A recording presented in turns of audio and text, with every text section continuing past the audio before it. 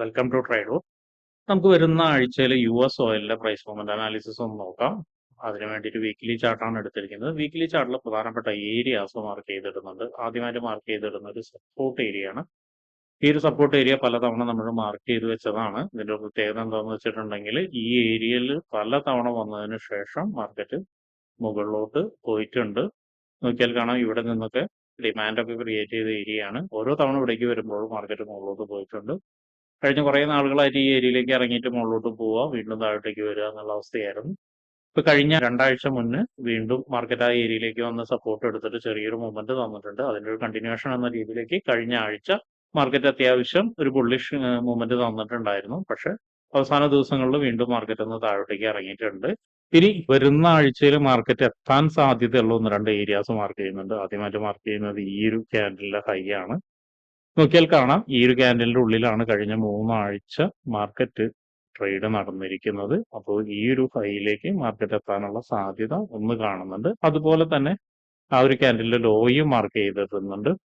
അതുപോലെ തന്നെ മറ്റൊരു ഇമ്പോർട്ടന്റ് ആയ ഒരു ഏരിയ എന്ന് പറയുന്നത് കഴിഞ്ഞ ആഴ്ചയിലെ ക്യാൻഡലിന്റെ ലോ മാർക്ക് ചെയ്യുന്നുണ്ട്. ഈ ഒരു ക്യാൻഡലിന്റെ ലോയും മാർക്ക് ചെയ്തിടുന്നുണ്ട്. അങ്ങനെ ഇത്രയാണ് പ്രധാനപ്പെട്ട ഏരിയാസ് വീക്കിലി ചാർട്ടിൽ മാർക്ക് ചെയ്തിടുന്നത്. ഇനി നമുക്ക് ഡേ ചാർട്ടിലോട്ട് പോയിട്ട് പ്രധാനപ്പെട്ട ഏരിയാസ് എന്തെങ്കിലും ഉണ്ടോ എന്നുള്ളത് നോക്കാം. ഡേ ചാർട്ടിലോട്ട് വരുന്ന സമയത്ത് ഈ ഒരു ലൈനിന്റെ കളർ ഒന്ന് മാറ്റിയിടുന്നുണ്ട്. അതുപോലെ തന്നെ ഡേ ചാർട്ടിലോട്ട് വരുന്ന സമയത്ത് നമുക്ക് മനസ്സിലാവുന്ന കാര്യം ഈ ഒരു ക്യാൻഡലിന്റെ മുകളിൽ അല്ലെങ്കിൽ നമ്മളിപ്പോൾ മാർക്ക് ചെയ്തു വെച്ചിരിക്കുന്ന ഡേ ക്യാൻഡലിന്റെ അടുത്ത് തന്നെ മറ്റൊരു സപ്പോർട്ട് ഏരിയയും കൂടി ഉണ്ട്. അതിനെയും ഒന്ന് മാർക്ക് ചെയ്തിടുന്നുണ്ട്. റെഡ് മാർക്ക് കൊടുത്തിട്ടുണ്ടായിരുന്നു, അതിനെ ഒന്ന് മാർക്ക് ചെയ്തിടുന്നുണ്ട്. അതിന്റെ കളറും ഒന്ന് ചേഞ്ച് ചെയ്തിടുന്നുണ്ട്. ഇനി ഡേയിൽ മുകളിലോട്ട് പോകുന്ന സമയത്ത് നമുക്ക് മനസ്സിലാവുന്ന ഒരു കാര്യം ഇവിടെ ഒരു നല്ലൊരു ഇംബാലൻസ് ഉണ്ട്. ആ ഒരു ഇംബാലൻസ് മാർക്കറ്റ് എടുത്തിട്ടുണ്ട്. എന്നാലും കുറച്ച് FEG ബാക്കി അവിടെ എടുക്കുന്നുണ്ട്. അവിടേക്ക് ചിലപ്പോൾ എത്താൻ സാധ്യതയുണ്ട്. പക്ഷെ അതിന് മുന്നേ പ്രധാനപ്പെട്ട ഒരു ഏരിയ എന്ന് പറയുന്നത് ഈ ഒരു ഏരിയ ആണ്. ഈ ഏരിയയും കഴിഞ്ഞ ദിവസങ്ങളിലൊക്കെ ഡേ അനാലിസിസ് നടത്തുന്ന സമയത്ത് നമ്മൾ മാർക്ക് ചെയ്തിട്ടാണ്. നോക്കിയാൽ കാണാം മൾട്ടിപ്പിൾ ടൈം ആ മാർക്കറ്റ് അവിടെ റെസ്റ്റ് ചെയ്തിട്ട് പിന്നെ ഒരു ബ്രേക്ക് ഔട്ട് തന്നാണ്. ഒരു തവണ റീടെസ്റ്റ് തന്നിട്ടുണ്ട്. വീണ്ടും ഒരിക്കൽ കൂടിയിട്ട് റീടെസ്റ്റിലേക്ക് വരാനുള്ള ഒരു സാധ്യത കൂടി ഉള്ളത് കൊണ്ട് അത് വളരെ സ്ട്രോങ് ആയിട്ടുള്ള ഒരു റെസിസ്റ്റൻസ് ആയിട്ട് മാർക്ക് ചെയ്തിടുന്നുണ്ട്. ഇത്രയാണ് പ്രധാനപ്പെട്ട ഏരിയാസ് ഡേ ചാർട്ടിൽ മാർക്ക് ചെയ്തിടുന്നത്. ഇനി നമുക്ക് 4 ഹവറിൽ പോയിട്ട് മറ്റെന്തെങ്കിലും കീ ഏരിയാസ് ഉണ്ടോ എന്നുള്ളത് നോക്കാം. 4 ഹവറിലേക്ക് വരുന്ന സമയത്ത് ഒരു വളരെ ഇമ്പോർട്ടന്റ് ആയ ഒരു ഏരിയ നമുക്കിവിടെ വിസിബിൾ ആയി കാണുന്നുണ്ട്. നോക്കിയാൽ കാണാം ഈ ഒരു ഏരിയയിലേക്ക് മാർക്കറ്റ് ഒരുപക്ഷെ ഇറങ്ങി വരാൻ സാധ്യത ഉള്ള ഒരു ഏരിയ ആണ്. അപ്പൊ അതുകൊണ്ട് അതിനെ മാർക്ക് ചെയ്തിടുന്നുണ്ട്. ഇവിടുത്തെ ഒരു പ്രത്യേകത എന്താണെന്ന് വെച്ചാൽ FEG ഉണ്ട്. മാത്രമല്ല ഇവിടെ നിന്ന് നല്ലൊരു സ്ട്രോങ് ആയിട്ടുള്ള ഒരു ഡിമാൻഡ് ക്രിയേറ്റ് ചെയ്തിരിക്കുന്ന ഒരു ഏരിയയും കൂടിയാണ്. അപ്പൊ അതിനെ നമ്മൾ ഒരു സപ്പോർട്ട് ഏരിയ ആയിട്ട് മാർക്ക് ചെയ്തിടുന്നുണ്ട്. FEG പ്ലസ് സപ്പോർട്ട് രണ്ടും കൂടിയിട്ടാണ് മാർക്ക് ചെയ്തിടുന്നത്.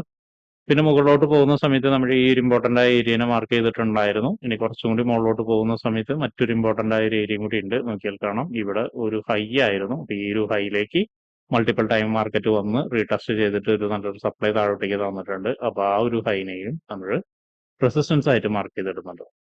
അപ്പൊ ഇത്രയാണ് പ്രധാനപ്പെട്ട ഏരിയാസ് 4 ഹവറിലുള്ളത്. ഇനി നമുക്ക് 1 ഹവറിൽ പോയിട്ട് എൻട്രി സാധ്യതകൾ എന്തൊക്കെയാണെന്നുള്ളത് നോക്കാം.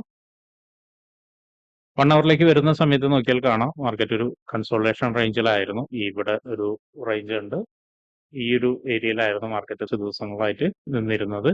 ഇപ്പൊ മാർക്കറ്റ് അതിന്റെ ഒരു താഴോട്ടേക്ക് ഒരു ബ്രേക്ക്ഔട്ട് തന്നു. ബ്രേക്ക്ഔട്ട് തന്നതിന് ശേഷം പക്ഷെ മുകളിലോട്ട് പോകാതെ സസ്റ്റെയിൻ ചെയ്യാതെ വീണ്ടും താഴോട്ടേക്ക് തന്നെയാണ് വരുന്നത്. അപ്പൊ നമ്മൾ എക്സ്പെക്ട് ചെയ്യുന്നത് ചിലപ്പോൾ കുറച്ചുകൂടി താഴോട്ടേക്ക് ഇറങ്ങും എന്നുള്ളതാണ്. അങ്ങനെയാണെങ്കിൽ എവിടം വരെ ഇറങ്ങും എന്നുള്ളതാണ് നമ്മുടെ ഒരു ചോദ്യം വരുന്നത്. അത് എക്സ്പെക്ട് ചെയ്യുന്നത് ഈ റെഡ് ലൈനിലേക്കാണ്. റെഡ് ലൈൻ എന്ന് പറയുന്നത് കഴിഞ്ഞ ആഴ്ചയിലെ വീക്ക് ലോയാണ്. അപ്പൊ ഇവിടെ നിന്ന് ഒരുപക്ഷെ മാർക്കറ്റ് ഒന്ന് താഴോട്ടേക്ക് വീണ്ടും ഒന്ന് സ്ട്രോങ് ആയിട്ട് ഇറങ്ങി ഈ റെഡ് ലൈനിലേക്ക് ഇറങ്ങാനുള്ള സാധ്യത ഉണ്ട്.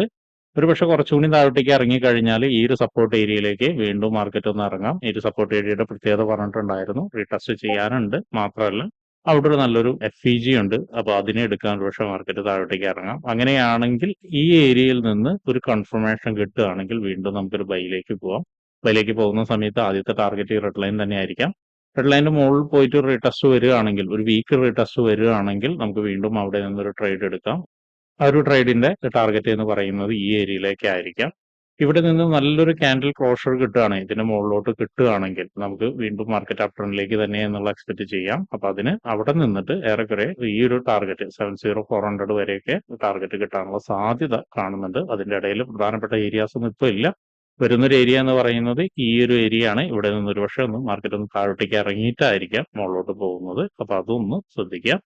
ഇങ്ങനെയാണ് 2 എൻട്രികൾ, ഒരു സെൽ എൻട്രി, ഒരു ബൈ എൻട്രി. ഇനി ഇപ്പോൾ നിൽക്കുന്ന ഏരിയയിൽ നിന്ന് തന്നെ മാർക്കറ്റ് ഒന്ന് മുകളിലോട്ട് പോവുകയാണ്. അതായത് നല്ലൊരു കൺഫർമേഷൻ എടുത്തിട്ട് ഒരുപക്ഷെ ഈ ക്യാൻഡിലെ ലോയെ ബ്രേക്ക് ചെയ്തിട്ടോ അല്ലെങ്കിൽ ബ്രേക്ക് ചെയ്യാതെയോ വലിയൊരു ക്യാൻഡിൽ ഇതിന്റെ മുകളിൽ പോയിട്ട് ക്ലോസ് ചെയ്തിട്ടുണ്ടെങ്കിൽ ഒരുപക്ഷെ വീണ്ടും വരുന്ന റീടെസ്റ്റിൽ നമുക്കൊരു എൻട്രി എടുക്കാം. അങ്ങനെ ഒരു എൻട്രി വരികയാണെങ്കിൽ, ഇവിടെ നിന്ന് ഒരു എൻട്രി വരികയാണെങ്കിൽ നമുക്ക് ഇതിന്റെ ഫസ്റ്റ് ടാർഗറ്റ് എന്ന് പറയുന്നത് ഈ ഒരു റെസിസ്റ്റൻസ് ഏരിയയിലേക്ക് തന്നെ വെക്കാം. പക്ഷെ റെസിസ്റ്റൻസ് ഏരിയയിലേക്ക് വെക്കുന്ന സമയത്ത് ശ്രദ്ധിക്കേണ്ടത് ഇവിടെ ഒരു FEG ഉണ്ട്. ആ ഒരു FEG നോക്കിയതിന് ശേഷം മാത്രം വെക്കുക.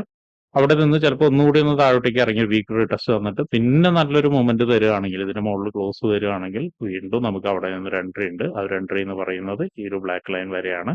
അപ്പൊ അതൊന്ന് ശ്രദ്ധിക്കുക. ഇനി മറ്റൊരു കാര്യം കൂടി നമുക്ക് ശ്രദ്ധിക്കേണ്ട കാര്യം എന്ന് പറയുന്നത്, നേരത്തെ നമ്മൾ പറഞ്ഞ ഈ ഒരു ഏരിയനെ ബ്രേക്ക് ചെയ്ത് വീണ്ടും വരാം, താഴോട്ടേക്ക് വരാം. അങ്ങനെയാണെങ്കിൽ ഇവിടെ മാർക്ക് ചെയ്ത് വെച്ചിരിക്കുന്ന ഒരു FEG ഉണ്ട്. ആ ഒരു FEGയിലേക്ക് മാർക്കറ്റ് വീണ്ടും വന്ന് ചിലപ്പോൾ മുകളിലോട്ടേക്ക് പോകാനുള്ള സാധ്യത ഉണ്ട്. അപ്പൊ അതും ഒന്ന് നോട്ട് ചെയ്ത് വെക്കുന്നത് നന്നായിരിക്കും. അപ്പൊ ഇത്രയാണ് പ്രധാനപ്പെട്ട എൻട്രി പോയിന്റുകളും കീ ഏരിയാസും അടുത്ത ആഴ്ചയുടെ US ഓയിലിന്റെ ചാർട്ടിൽ നമ്മൾ മാർക്ക് ചെയ്തിടുന്നത്.